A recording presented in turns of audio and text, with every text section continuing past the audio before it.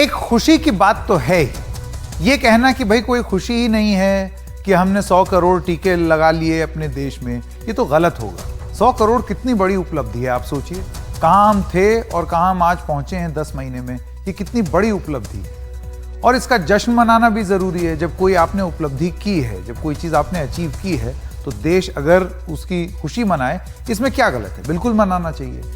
तो 100 करोड़ टीके जो लगे हैं उसका जश्न देश में मना है और किस तरीके से मना है, आइए आपको वो बताएं इस खास पेशकश में। ये है खबरों की खबर का विशेष, जिसमें हम पूरे शो में आपको बताएंगे अलग अलग पहलू।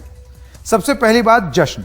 100 स्मारकों पर रोशनी की गई, स्वास्थ्य कर्मियों को सम्मानित किया गया, एक विमान कंपनी ने विमान को रंग डाला, लाल किले पर खादी का तिरंगा फहराया गया, पानी के जहाजों से हूटर बजाए गए, रेलवे स्टेशनों पर ऐलान होते रहे, जैसे कि आपने देखा। और ये होना भी चाहिए क्योंकि ये एक बहुत बड़ी उपलब्धि है, 100 करोड़। लेकिन सेलिब्रेट के साथ साथ चैलेंज भी है, जश्न के साथ साथ कुछ जिम्मेदारियां भी हैं और चुनौतियां भी हैं। आपको बताते हैं कि वो चुनौतियां क्या हैं, क्योंकि 100 करोड़ का जश्न तो मन गया, पर आगे क्या? आपको कितने टीके लगाने हैं इसका अंदाजा आप इस बात से लगा लीजिए कि अभी और 100 करोड़ लगने हैं और उसके बाद भी और लगने हैं, अगर आपको पूरी तरीके से अपनी आबादी को कवर करना है। करीब 10 करोड़ लोगों ने दूसरा टीका ही नहीं लगवाया है। इसका मतलब यह हुआ, और यह सबसे बड़ी चुनौती है, इसका मतलब यह हुआ कि जो लोग फर्स्ट डोज के लिए गए, वो उसमें से करीब 10 करोड़ लोग सेकेंड डोज के लिए आए ही नहीं हैं। उनको लगा अब क्या करें, अब लग तो गया, अब क्या बार बार लगाएं। दूसरी डोज के लिए लोग ही नहीं आ रहे। देखिए कितनी बड़ी चुनौती है, क्योंकि कल को अगर फिर कोई वेव आई तो इन लोगों को भी पूरी कवरेज नहीं मिलेगी, वायरस फैल सकता है। करीब 30 करोड़ लोगों को ही टीके की दोनों डोज लगी हैं। ये जो 100 करोड़ का आंकड़ा हम देख रहे हैं, उसमें यह जानना जरूरी है कि आपकी आबादी में से सिर्फ 30 करोड़, 130 करोड़ की आबादी के देश में सिर्फ 30 करोड़ ऐसे लोग हैं जिनको दोनों डोज लग चुकी है। अब आप सोचिए करीब 100 करोड़ लोग ऐसे हैं जिनको दोनों डोज नहीं लगी है। तो ये अपने आप में कितनी बड़ी चुनौती है। 100 करोड़ में से करीब 60 करोड़ टीके इन्हीं 30 करोड़ लोगों में। तो ये जो उपलब्धि है ये अभी सीमित है। इसका जश्न जरूर मनाया जाए, लेकिन आगे की चुनौती के बारे में भी सोचा जाए। ये पूरी जंग अभी नहीं जीती है हमने किला फतेह नहीं किया है अभी। 40 करोड़ से ज्यादा लोगों को बस एक ही टीका लग पाया है। अब आप सोचिए ये आबादी कितनी बड़ी है। अब ये अलग अलग कारणों से हो सकता है लगे, कुछ लोग पहुंचे नहीं, कुछ लोग जो हैं अभी उनकी ड्यू डेट बाकी है, पर अभी इतना ही कवरेज हुआ है। 94 करोड़ लोगों के लिए 188 करोड़ डोज की जरूरत है। यह है आगे का प्रोजेक्शन। दिसंबर के आखिर तक, यानी कि अब से 70 दिनों में 88 करोड़ डोज लगाने की बहुत बड़ी चुनौती सरकार के पास है। क्या हम वो कर पाएंगे या नहीं? क्योंकि इस बात का जश्न मनाना जितना जरूरी है, उतना ही आगे की चुनौती पर ध्यान देना भी है। हम जश्न में इतने मगरूर नहीं हो सकते, इतने खुश नहीं हो सकते कि हम आगे ही ना देखें। यह बहुत जरूरी है और इसका उल्लेख आज प्रधानमंत्री ने अपने भाषण में भी किया। अब आइए आपको बताते हैं वो जो गैप के बारे में जो हम बात कर रहे थे उसके बारे में। भारत में कोविशील्ड की 2 डोज के बीच का जो अंतर है, उसने कुछ हद तक चिंता बढ़ाई। वो अंतर बहुत ज्यादा है, 84 दिन का अंतर है और अभी भी निरंतर जारी है। सरकार का यह कहना है कि देखिए सारे वैज्ञानिकों ने बैठ करके फैसला लिया, ऐसे हमने फैसला नहीं लिया कि एक दिन तय कर लिया कुछ। वैज्ञानिकों ने सोच समझ के यह फैसला लिया है। भारत में कोविशील्ड की जो डोज है उसके बीच में 12 से 16 हफ्तों का अंतर है।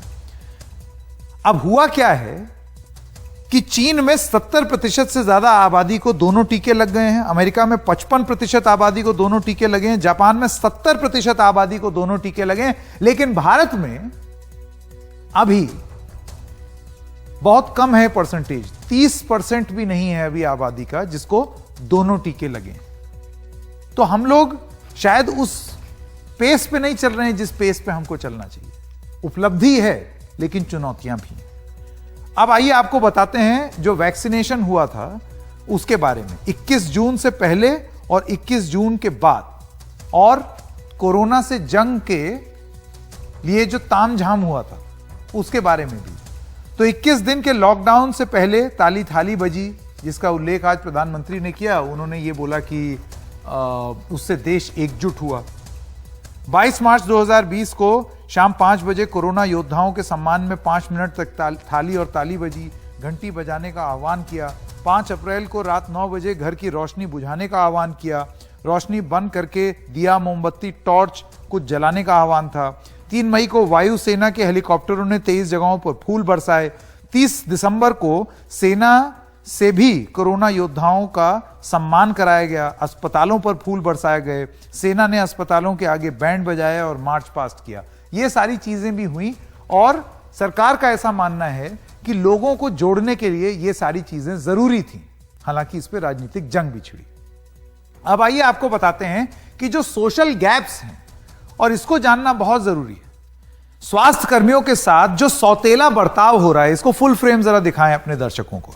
फुल फ्रेम ये ग्राफिक दिखाते हैं ताकि आपको समझ में आए ये आगे आने वाली चुनौतियां हैं। स्वास्थ्य कर्मियों के साथ जो सौतेला बर्ताव हो रहा है वो ये है कि कई जगह उन्हें घर में दाखिल नहीं होने दिया जाता। ये चुनौती अभी वो अब जो फेज आएगा उसमें ज्यादा, अभी शहरों में तो हो गई वैक्सीन, गांव देहात में ये दिक्कतें आ रही हैं। कोरोना मरीजों से भी दूरी बढ़ती गई है। कोरोना पीड़ित परिवारों के सामाजिक बहिष्कार जैसा माहौल हुआ है शहरों में, तो सोचिए गांव में क्या होगा। तबलीगी जमात को लेकर आपको मालूम था कि किस तरीके से नफरत फैलाई गई थी, बाद में वो मामला किस तरीके से आया, इमर्ज किया, वो सब आपको पता ही है। अफवाहों का बाजार कितना गर्म रहा, जो कि अब थैंकफुली कुछ हद तक रुका है। लोगों में थोड़ी सी अवेयरनेस आई है, लेकिन कितनी अफवाहें फैलाई गई। ये सारी चुनौतियां हैं जो आगे के लिए भी हैं। और जब हम 100 करोड़ का जश्न मनाते हैं तो हमको ये पहलू भी देखना बहुत जरूरी है। और कैसे भूल जाएं हम वो सेकेंड वेव। इस जश्न के माहौल में नहीं भूल सकते वो सेकेंड वेव, जब जो दूसरी मैं चाहूंगा कि हम सेकेंड वेव वाला सीन इन सेकेंड वेव, दूसरी लहर का कहर जो है वो यहां पर दिखाएं।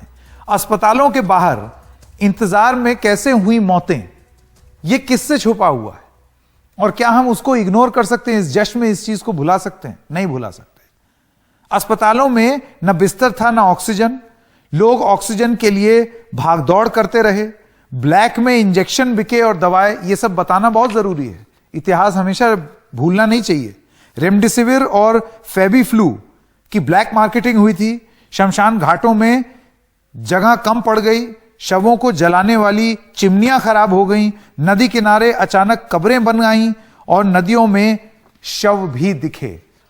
सरकार ने उस समय यह बोला था कि अभी हमारी चुनौती है कि किस तरीके से हम चीजों को संभाल लें, बाद में हमको कटघरे में आप खड़ा कर लीजिएगा। लेकिन 6 महीने बाद जश्न के माहौल में कहीं वो मौका भुलाया तो नहीं जा रहा है कि सरकार से भी वो सवाल पूछे जाएं और कटघरे में खड़ा किया जाए कि आपकी विफलताएं भी थीं या आपकी विफलताएं ही थीं जिसकी वजह से लोगों को यह तकलीफ झेलनी पड़ी। जश्न जरूर मनाएंगे लेकिन सवाल पूछना नहीं छोड़ेंगे। आइए अब दूसरी बात करते हैं, पॉलिटिक्स, जिसका भी खूब बोलबाला रहा है। कोरोना में कितने मरे, सरकारों ने बहुत सारे मौत के वास्तविक आंकड़े छुपाए, ऐसी बहुत सारी जानकारियां सामने आई। सरकार द्वारा सूची जो दी गई उसमें उससे कहीं ज्यादा गुना मौतें, इसकी खबरें भी सामने आई। शमशान घाटों में मिली सूची में कहीं ज्यादा मौतें हो गई थी। यानी कि आप जो टेबल बनाते थे दिन के अंत में, उस टेबल के हिसाब से जो मौतें थी, वो भोपाल में मुझे याद है अनुराग द्वारी की एक स्टोरी, जिसमें पूरे प्रदेश का आंकड़ा एक ही शमशान घाट से आ गया था। तो जाहिर सी बात है कि मौत के आंकड़ों में भी बहुत बड़ी गड़बड़ी हुई है और ये चीजें हम भुला नहीं सकते। जिन लोगों ने अपने लोग खोए हैं घर में, उनके लिए आप जवाब दें कि इन मौत के आंकड़ों पर आप जवाब किस तरीके से देंगे। दिल्ली सरकार ने कहा कि ऑक्सीजन की कमी से मौतें हुई हैं।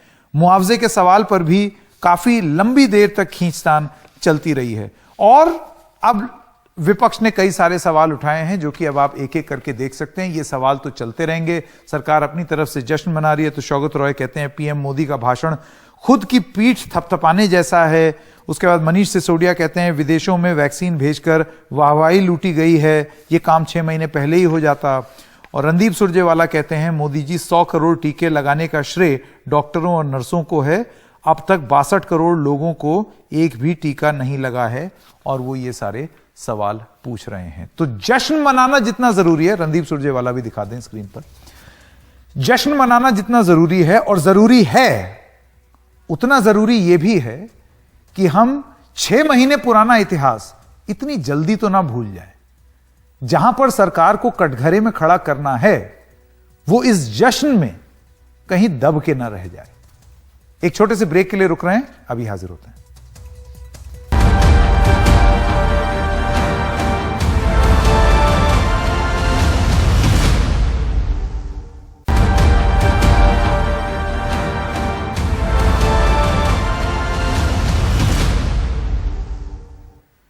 तो अब वक्त है कू ऐप पर सवाल लेने का। सवाल था 100 करोड़ की जीत पर राजनीतिक जंग छिड़ी हुई है, सरकार जश्न मना रही है, लेकिन विपक्ष गम भुलाने के प्रयास का आरोप लगा रहा है।